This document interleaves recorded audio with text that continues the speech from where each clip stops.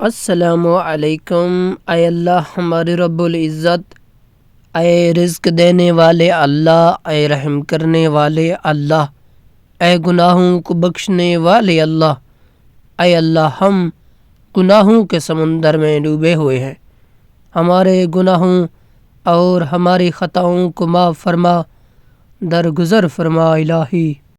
اپنی رضا والے کام میں ہماری مدد فرما، تقوی عطا فرما، صبر عطا فرما۔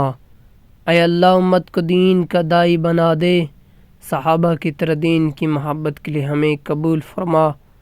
اے اللہ مال و دنیا کی محبت ہمارے دلوں سے نکال کر دین کی طرف ہمارا رخ کر دے۔ اے اللہ ہم سب کو دین کے کاموں کے لیے قبول فرما۔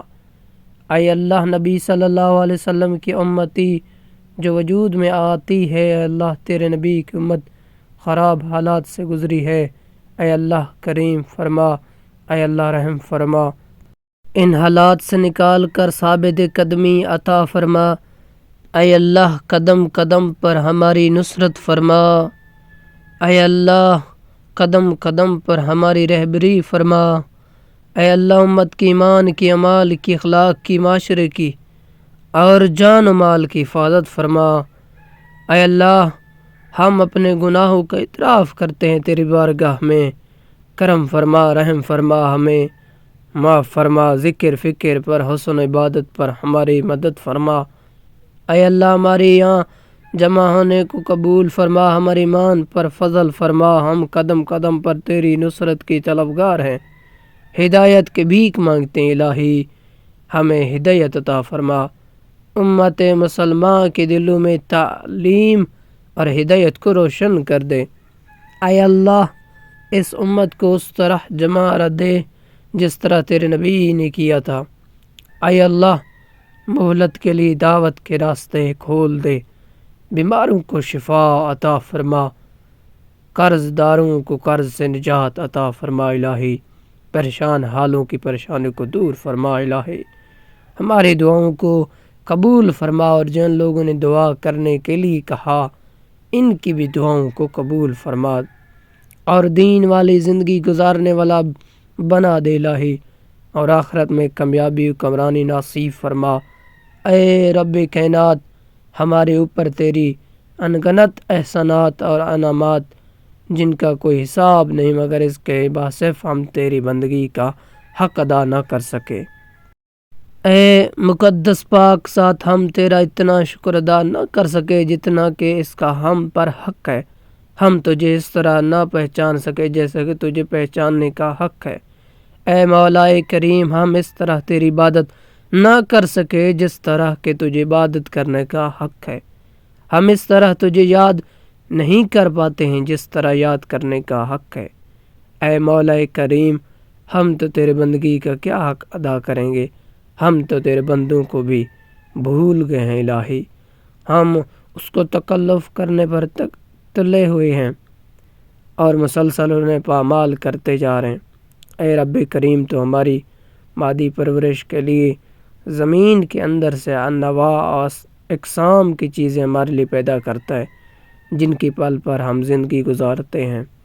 جب ہم بیمار ہوتے ہیں تو ہی شفا دیتا ہے، کوئی کسی کو گلہ لگانے کو تیار نہیں۔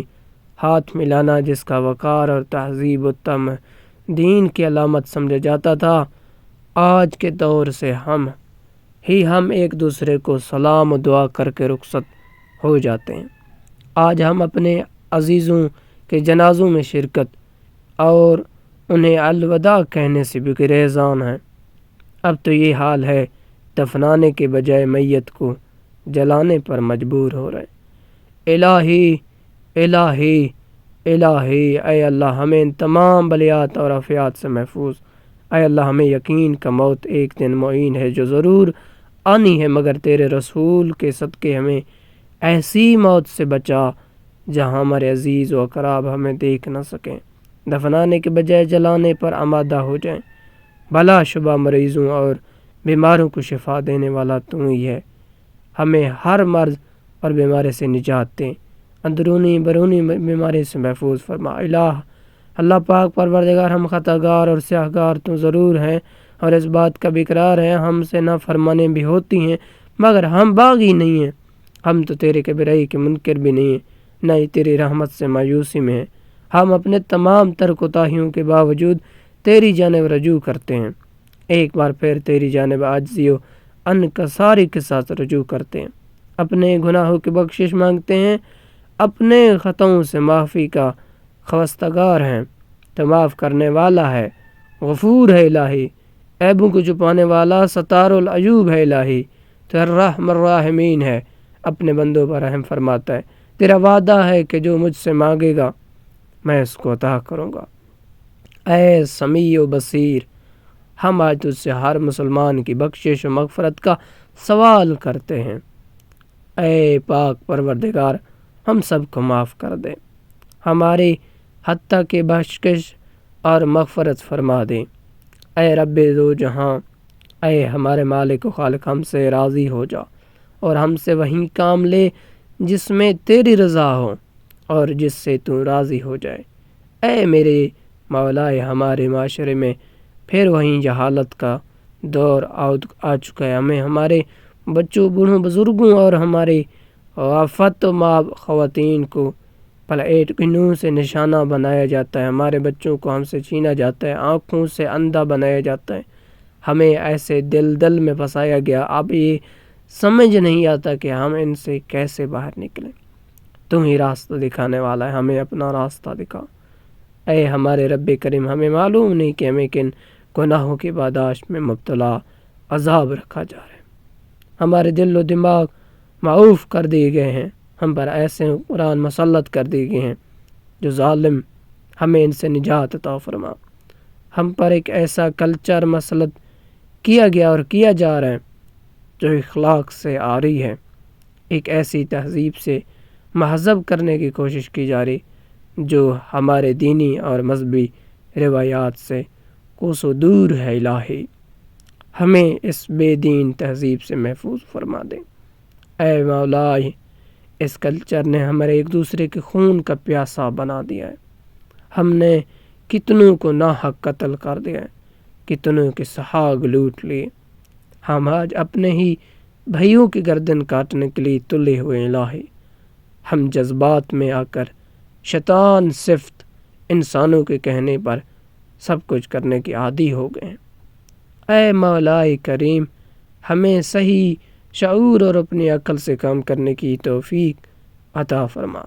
تو نے ہی ہمیں اپنی زندگی کے لیے پیدا کیا، مگر ہم تو دوسروں کی عبادت کرنے پر تلے ہوئے ہیں۔ ہم تو اب تجھے چھوڑ کر شیطان کے قریب ہوتے جا رہے ہیں جو تیرا دشمن ہے، جس نے تیرا انکار کیا۔ الہی ہمارے اعمال اور کرتوتوں تو ایسے ہیں شیطان بھی شرمانے لگتا ہے۔ الہی اے غیب کی خبر رکھنے والے، ہم پر بے رحم قرآن کو مسلط نہ فرما، دعا قبول و مقبول فرما۔ الہی